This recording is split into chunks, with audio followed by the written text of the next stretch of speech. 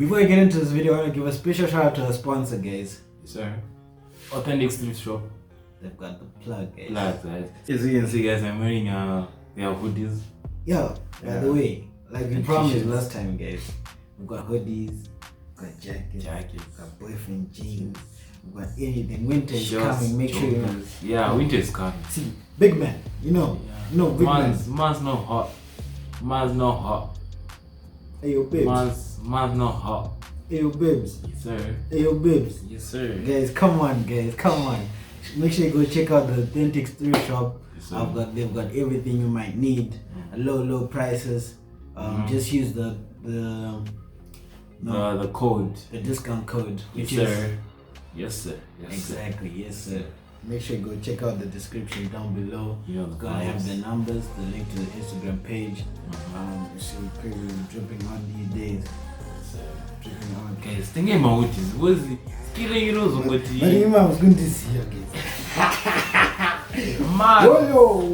Man's not hot. Man's not hot. Hey yo, babe.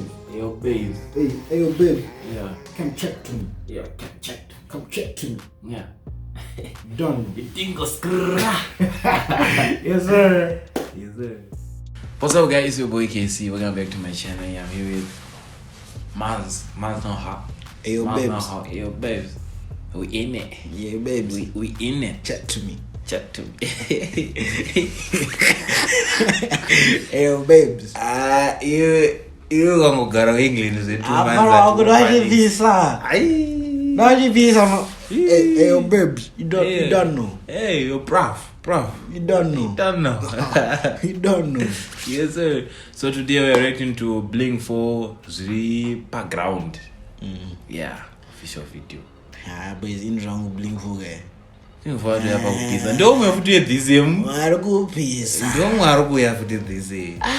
What's that? If any time I take a son, Trumbazo. How's it? Oh, pagaiso matima yandi. Azi. You forgot. Usanti TV. I know what you get. I need to matima. Yeah. Dagadi horror.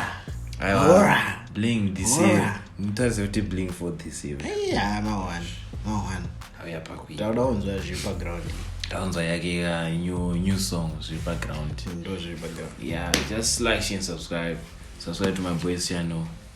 You know the vibes. Yes, sir. Let's get straight into it. Yeah. Zviri Kinda boy. I suppose I see you. Yeah. Mwari ndio anoziya chete, hapana chatinoziya.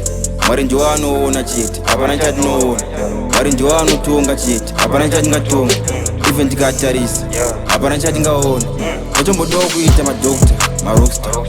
Watombodawo kuita mapilot, masoja. Watombodawo kufamba nebhora, sapota. Kana sindiri parutsi zvangu ndikuri mafotya. Yeah, ndo zviri paground. Oh, I don't know if I'm going to Pogba. That's the truth. What I soldier. Yeah. But in Ruguri, my Forgiga. Super ground. As in, like, you know. Come on. I don't think I need to explain this. Because Murgo's your background. Murgo's your Tese to do it like something. But those background. You matista ya pizza. That's one was votes. Don't forget. I like this energy. I like this energy. Stop, huh? I like this energy. But I feel the message that he's trying to say. Yeah. But you know, we want this, but as you know, as a country, as a Zimbabwe, also did it. Tingoriba, we want this, but we can only achieve this. Yeah. I feel like that's what he's saying.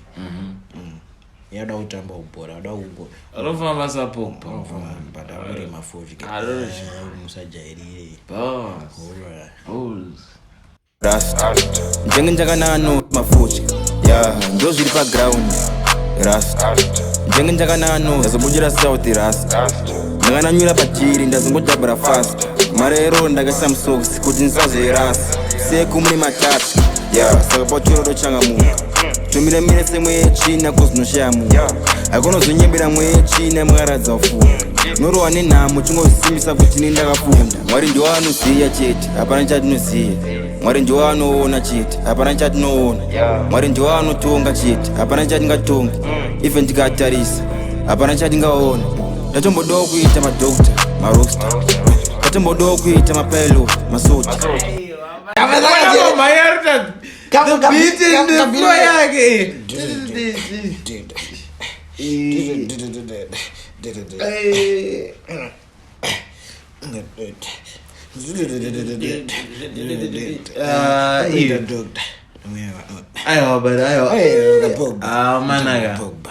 You Bling4 iwe. Nombutamba bora. Dotuzonzi yake inonzi tinashe Mugabe. Mahora. Dotuzo. Mahora. Ayo banana mabhazi ngomani. Ani mabhazi. Ndatombodawo kuita madokta marosta ndatombodawo kuita mapilot masota ndatombodawo kufamba nebhora sapoka zvanasi ndiri parudzi zvangu ndikuri mafochi masitritsi akanyewa nemvura pakaita kupokana tiri kumashure kwenguva hatidi kushorana tese tiri kutsva nezuva hatidi kurondana isaaujofocus hatichina focus ese akapinda musana akaenda vanasikana havasina utano vakaenda masitritsi makadzika mutambo kumavheni ndokwata kutongoponera ndichatifonera mwari ndiwo anoziya chete hapana chatinoziya mwari ndiwo anoona chete hapana chatinoona mwari ndiwo anotonga chete hapana chatingatonga even tikatarisa hapana chatingaona ndatombodawo kuita madokta marosta ndatombodawo kuita mapilot masota ndatombodawo kufamba nebhora sapogba zvanasi ndiri parudzi zvangu ndikuri mafocha ndo zviri paground rasta ndenge ndakananozakuchira south rasta ndakananyura pachiri ndazongodhabhura fast marero ndakaisa musokisi kuti ndisazoirasa seku mune matatu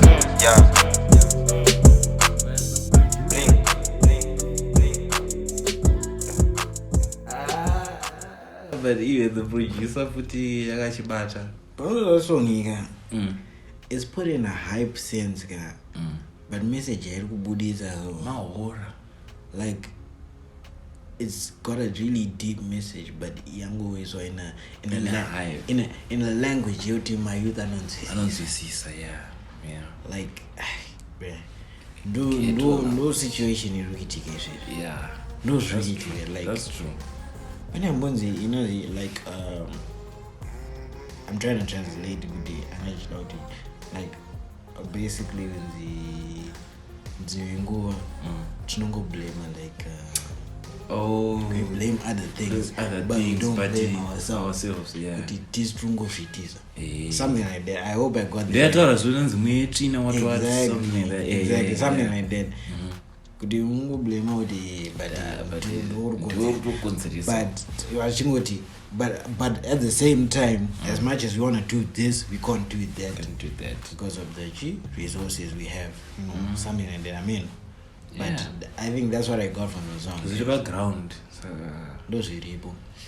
I don't know. You guys can tell us what you guys think of the song. You guys can tell us what you think of the song. Yeah. Shout out to Bling4, Zviri paground. Yes, sir. And shout out to Leo V. Manoha. Yes, sir. Mahaha. Yeah, as you can see, winter is coming. He's ready for the winter. Yes, sir. Yes, sir. So that's it for the reaction video. Hope you like it, share, subscribe. Subscribe to my voice channel. You know what to do. Yes, sir.